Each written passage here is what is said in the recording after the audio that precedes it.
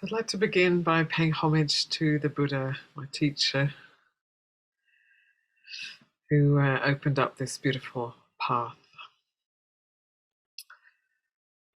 Namo tassa bhagavato arahato samma sambuddhassa.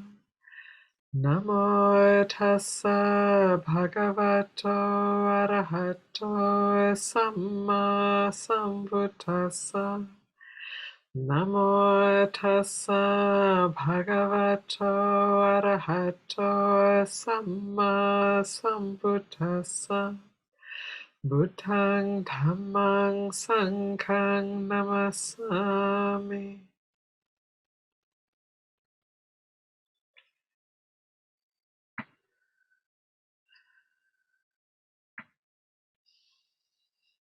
So I chose this rather broad brushstroke theme of loving and letting go. So it kind of covers the whole of the Buddha's teaching in some ways. It's a middle way. It's bringing together the qualities of cultivation, of transforming the old habits, the old patterns of our body, speech, and mind. So it's the loving aspect is it's about meeting things as they are.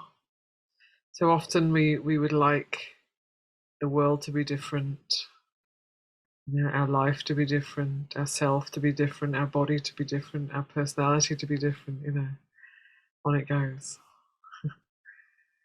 With some idea that if things were different, then we wouldn't be having the difficulties that arise in life. And the Buddha is pointing us in a different direction. He's not saying try and get everything sorted so that you don't have to experience any difficulties. But he's saying transform what you can of the tendencies of your own body, speech, and mind, and then let the rest be what it is. It's not. The Buddha does very directly address social inequities and social issues. Actually, the more you look at at least for me, the more I look into the sutras, the more I see, the Buddha is continuously addressing social issues, social injustice.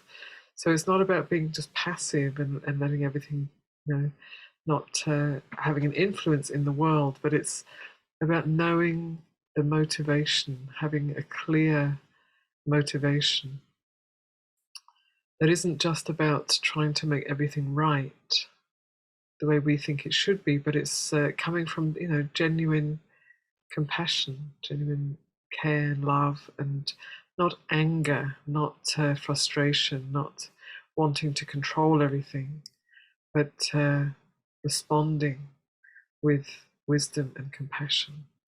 So there is that aspect. There is the aspect of actually making a difference in the world, and the fact is, we all do. We can't help it. Ever since we've been, from the moment of our conception, we have been making a difference in the world, however that might be. And so this is about getting more conscious of how we are influencing, what we are bringing to our own inner world, inner experience, and our relational world and the greater world. So, we all learn bad habits. Some of them have been passed down through generations. They might be deeply part of our family history. Habits of could be like addiction or habits of perfectionism, or habits of or tendencies, maybe I should say, of being a harsh judge or zoning out. There's these various tendencies that we can inherit. Sometimes if you start to look, you see, oh, this has been going on for generations. It's just something I've learned, it's probably learned it in the mother's womb, or even in our grandmother's womb, perhaps. So there are these tendencies that we come in with, our own karmic tendencies, and then the tendencies of the particular families and the particular cultures that we've been born into. And these influence how we experience life, the world, ourselves, each other. So in the Buddha's teaching, we're exploring, we're getting interested in the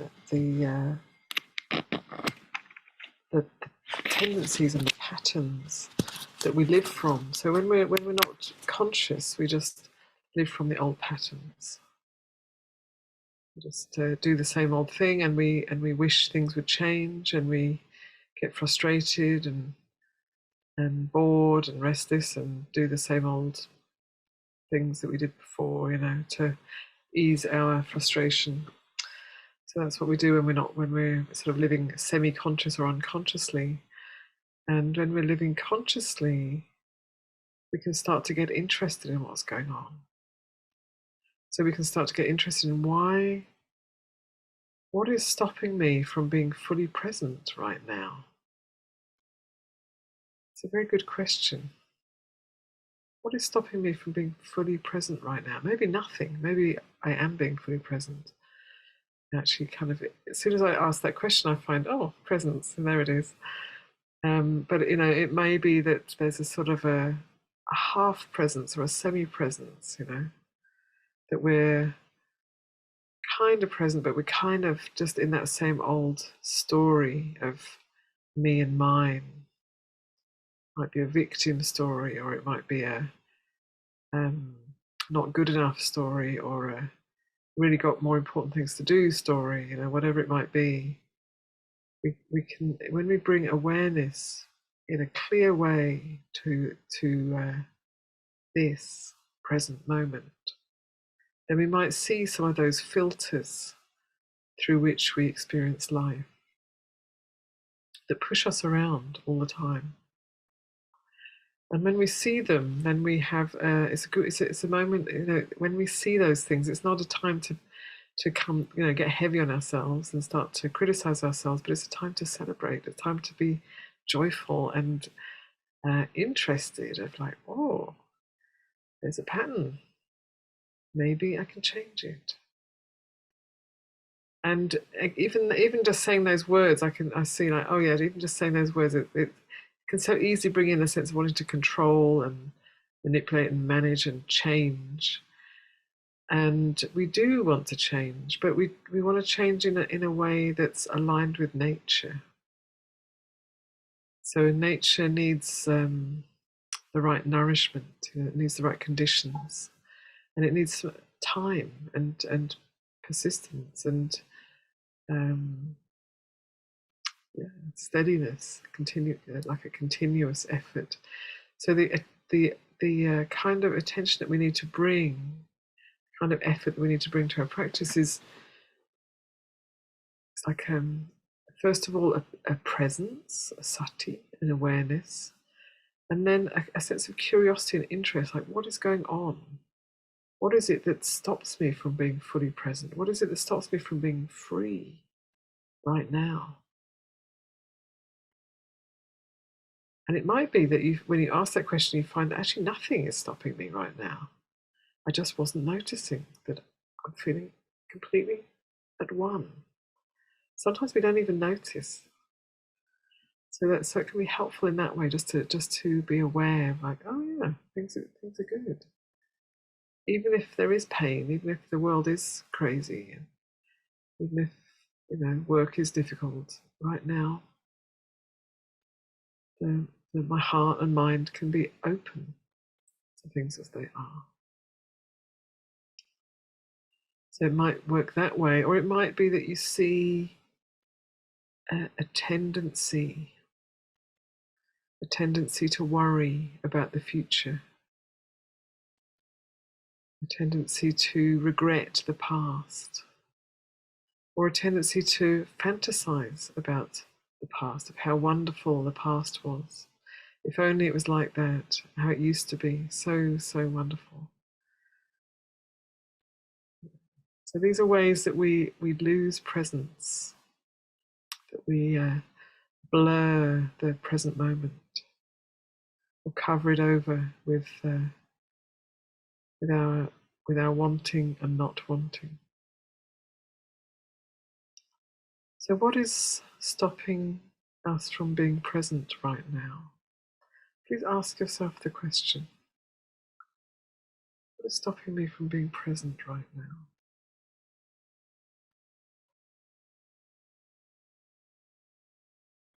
Sometimes the problem is that we want the present to be really special.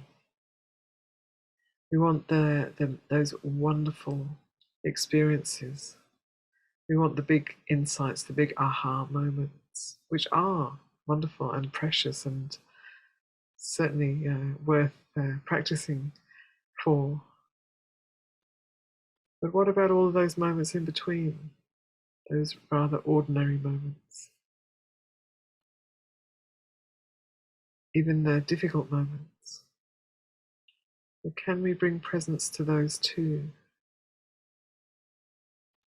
What is it like to be with the very ordinary experience of having a body that is, needs to eat, needs to go to the bathroom, needs to move and exercise? But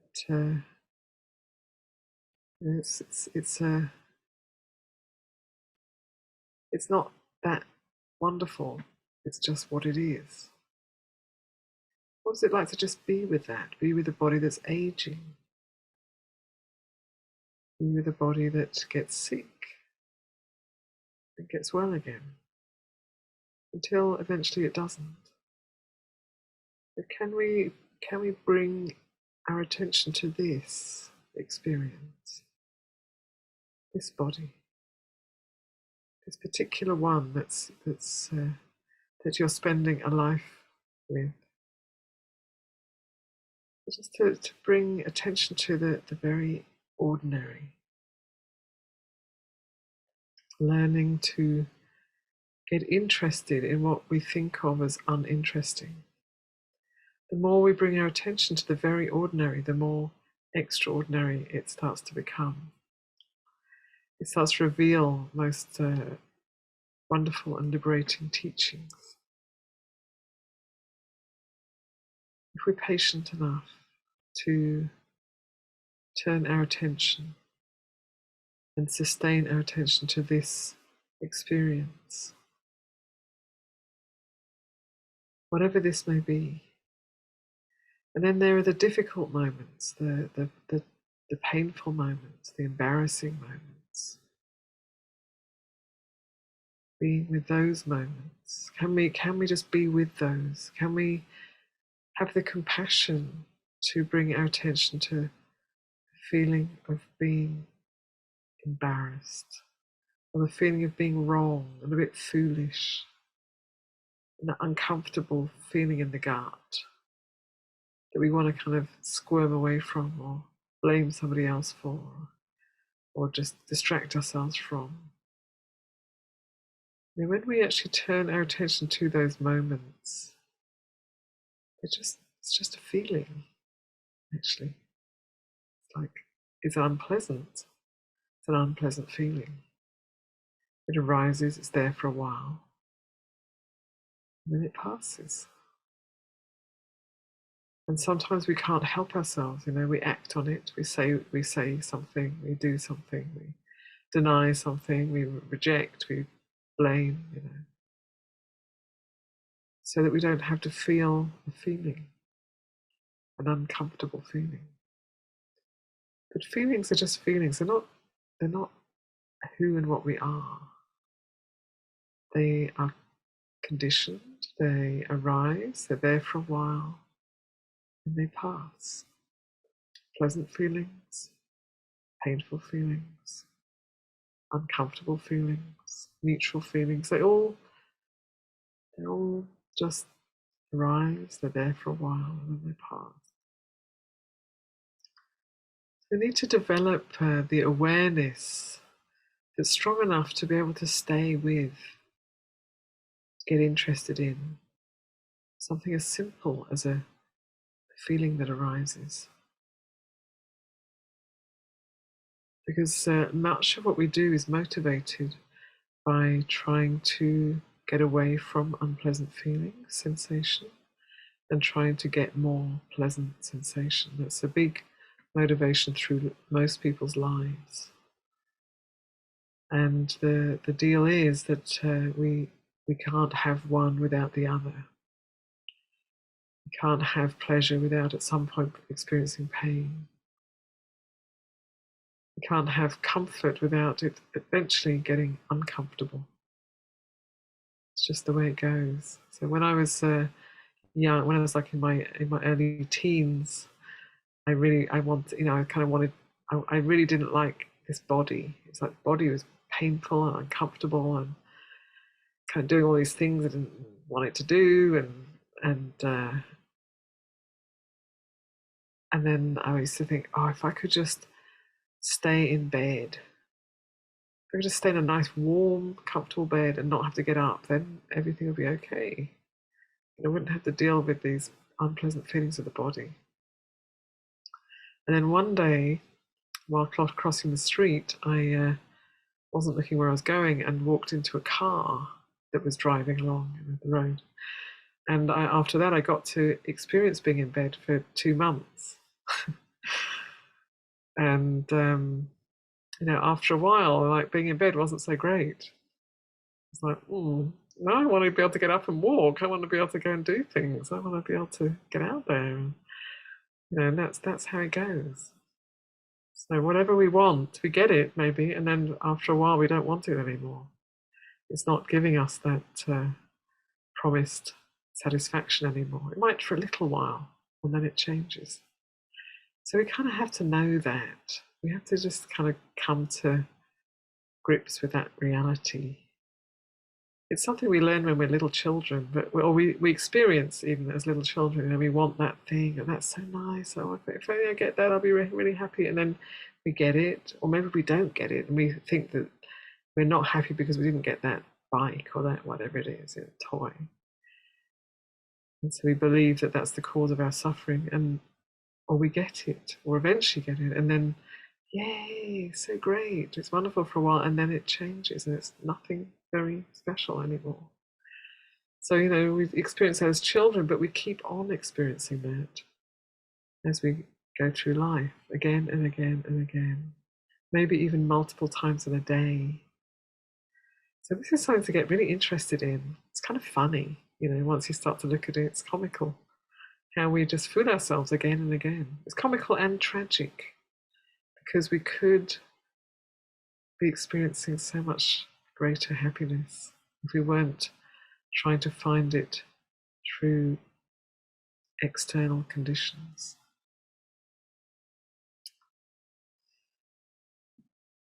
So the practice of loving and letting go, it's really about learning how to love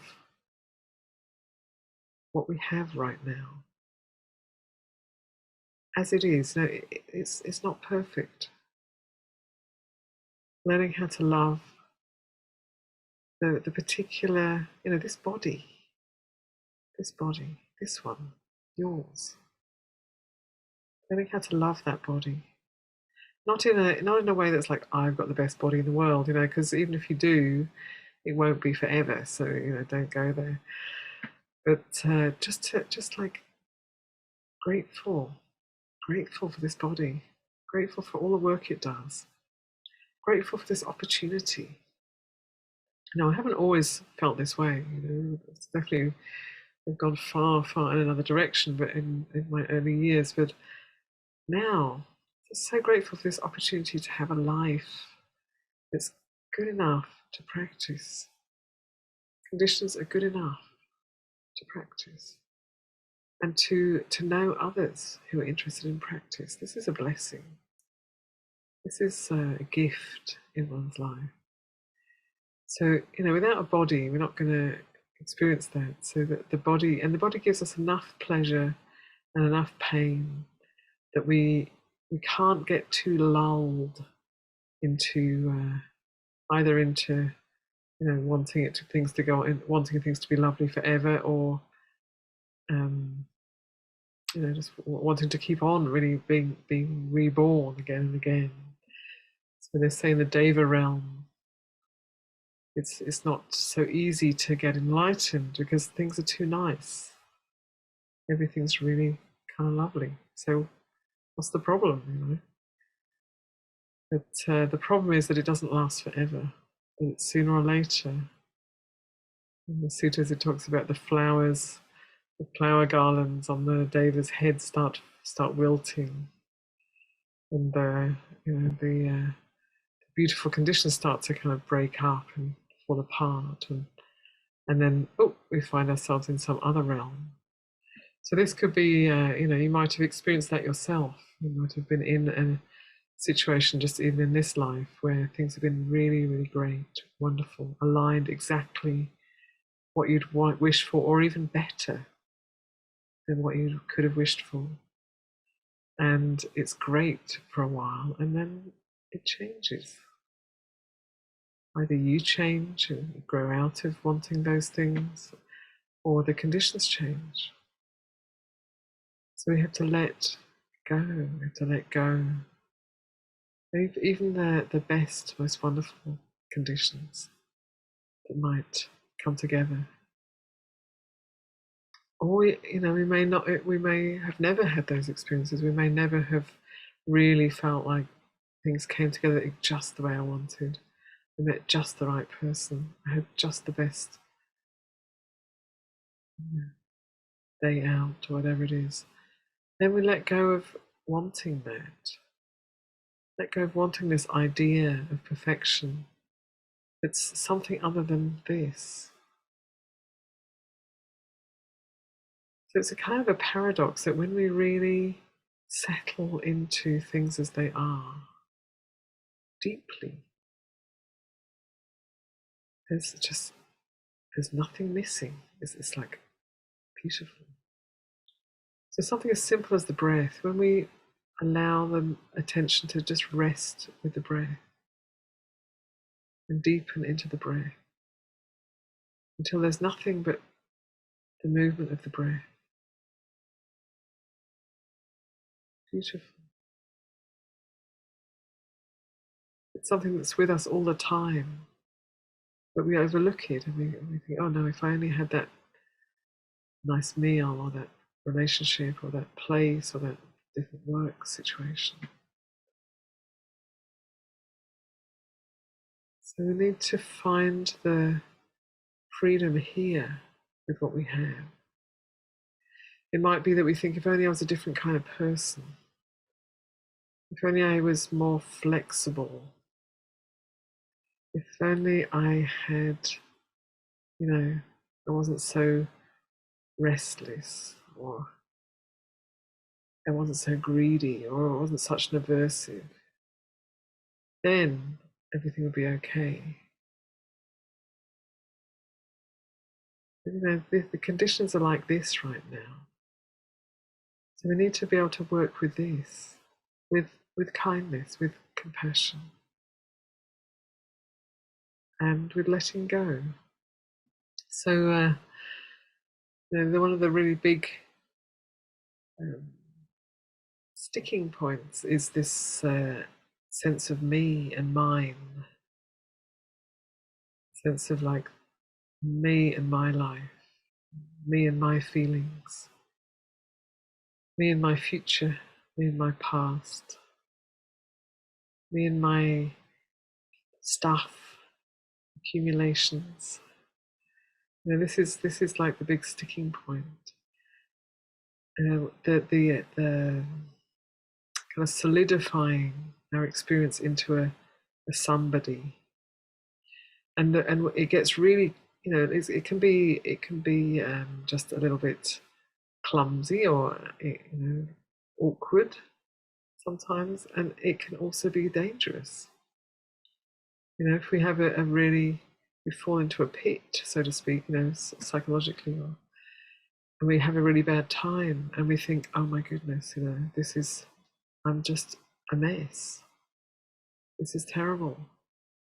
I'm going to be like this forever. There's no way out of this. This is dangerous thinking. This is taking a moment in time and a feeling, an unpleasant feeling, and projecting it into the future, creating a me out of it. I'm like this, and I'm going to be like this forever. So occasionally people do that in the positive too. I'm gorgeous, and I'm going to be gorgeous forever. I'm the most beautiful, handsome person, and I'm going to be like that for the rest of my life. Or, things have really come together in my life, and it's going to be like this forever. No, nothing lasts forever. None of it's forever. This is why we need to love this moment and let it go. So often we associate love with grasping or attachment, or clinging, holding on. I love something and want it to last forever. It's true, you do have a lovely relationship, you want it to last forever. Even a delicious meal, you want it to last forever, and then it's finished. So this is an interesting practice, actually, to be with the ending of things. So it's kind of uncomfortable. So just a few days ago, I'm here visiting my family. My brother made this dish that my mum used to make when we were kids. So he invited me over to his house and said, I made this, it's banana custard. I said, I made you some banana custard. So I said, oh, banana custard, I haven't had that for years, and he made it in this nice big, quite a big dish. And he had some, and I had kind of a lot. And so I'm eating this banana custard, and it's like, and all these memories of the past and the good times, and it's kind of sweet that my brother made that for me. And then at some point I get to the end of it's like it's all gone. And it's all gone. And there was this moment of like, no, I don't want to be with that. I want to kind of keep scraping the plate, the dish, and it's like, no, it's finished. It's over. It's done. It's ended. And then just to be with that uncomfortable feeling of like something that was really lovely, that had a lot of very nice associations, was now finished. It's done. It's a very simple thing. It's a very simple thing, but it's a place of practice to be with those endings. You might visit somebody who you really like, and then you're really enjoying the company, and then you have to part and you go home, and then it's finished. They're not with you anymore. Your heart can still resonate with them, but it's like, that moment's over.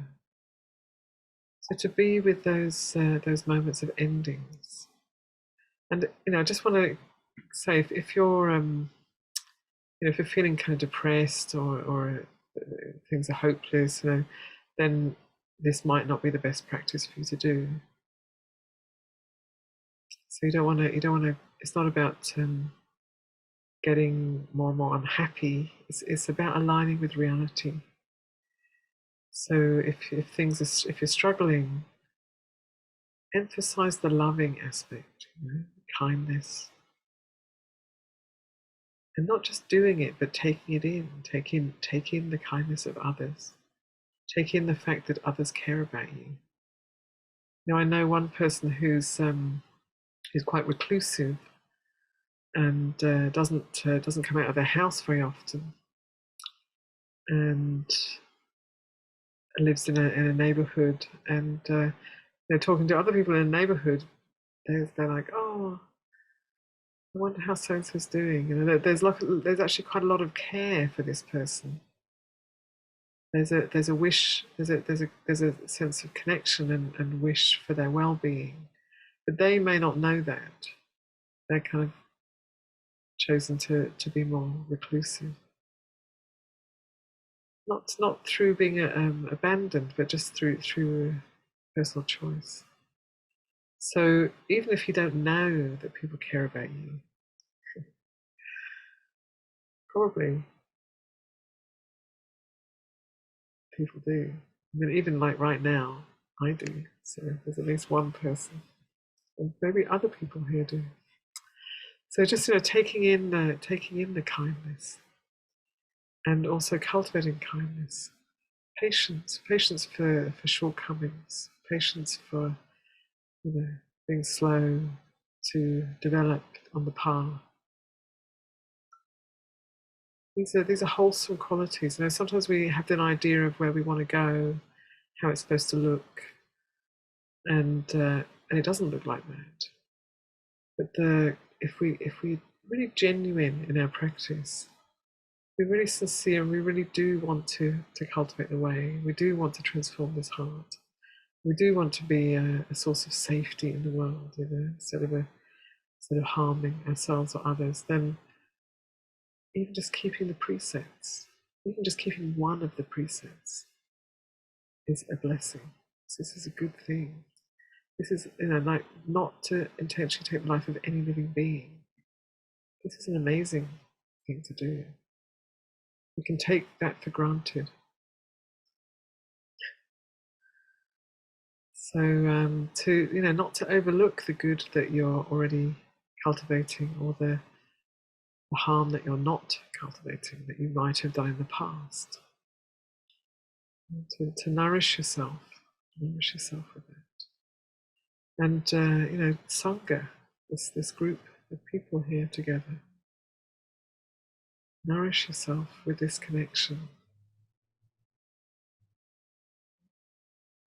Breathe it in. So I like to reflect on this practice of loving and letting go with the breath. Breathing in whatever loving may be to you. You might not like that word, I don't know. Whatever word works for you. I like it. Loving. For me, loving has a really broad spectrum. It has compassion, it has patience, it has generosity, kindness. It has appreciative joy, it has equanimity, it has attentiveness, it has interest. There's all of those qualities. There's probably more. For me, loving, that broad stroke, it contains all of those qualities. So you can focus on a particular one if that's more useful to you, or you can have a big umbrella. And breathing in, even just acceptance is a form of love. Breathing in, loving. Breathing out, letting go of what doesn't need to be held onto anymore. Taking in the goodness, a sense of connection. And letting go. It doesn't have to even be letting go of difficult things, but just letting go. Because that's what the out-breath is doing. It's letting go of what we don't need anymore. And in that practice, when we practice opening to this moment, learning to love this moment, seeing what's in the way of loving, and we develop the capacity to let go of the nice bits, to let go of the difficult bits, to let go of the old habits, to let go of new habits that we really don't actually want to cultivate, and just to let go of each moment, each day, at the end of the day, as you lay down in bed and breathe out, letting go. We don't actually know if we're going to wake up in the morning or not. It might be a scary thought. So if that's frightening, then just get interested in the little letting goes. Letting go at the end of a meal. Letting go as you leave one room and walk into another, as you close the door behind you. Finished. It's finished. So to cultivate this awareness, these qualities of embracing this moment and letting it go. So it's rather broad brushstroke, but I hope there's something useful in that for you, and that you will explore it in your own practice. So each of us are built a little differently, and we have to find our own way.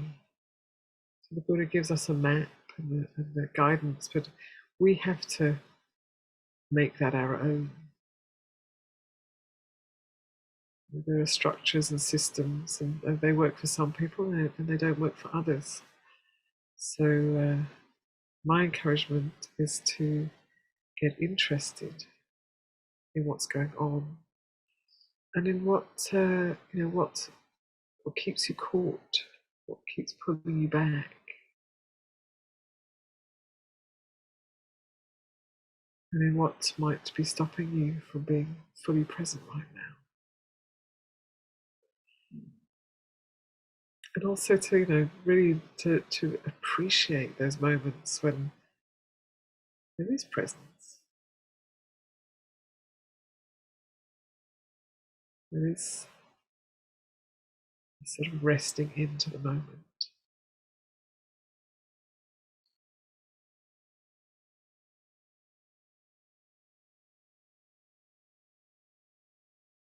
So I'd like to offer that as the Dharma reflection of this day long, and we will continue with the practice.